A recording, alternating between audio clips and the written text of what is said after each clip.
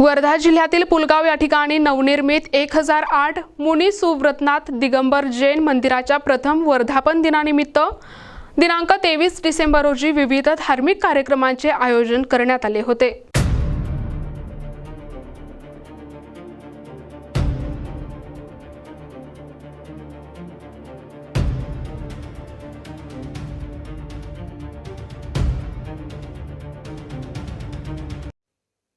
गेल्या वर्षी स्थापन झालेल्या या मंदिराला 1 वर्ष पूर्ण झाल्याच्या निमित्ताने आयोजित या सोहळ्यात भगवान श्रीजींची भव्य रथयात्रा काढण्यात आली।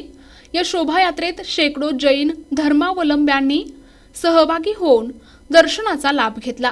आज पहाटेपासूनच मंदिर परिसरात धार्मिक विधींना सुरुवात झाली। सकाळी 7 वाजता मुनी सुव्रतनाथ मंदिर परिसरातून भव्य रथयात्रेचा प्रारंभ झाला, ज्यामध्ये मोठ्या संख्येने श्रावक श्राविका सहभागी झाले होते।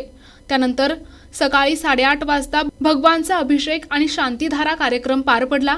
सकाळी 10 वाजल्यापासून 64 वृद्धिविधान पूजेला सुरुवात झाली, जी दुपारी 2:30 वाजेपर्यंत सुरू होती। त्यानंतर सर्व उपस्थित भक्तांनी स्वामी वात्सल्य महाप्रसादाचा लाभ घेतला।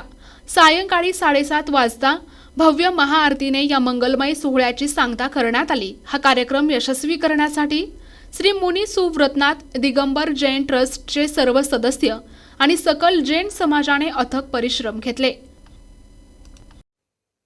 प्रतिनिधी जावेद खान, NTV न्यूज मराठी, पुलगाव, वर्धा।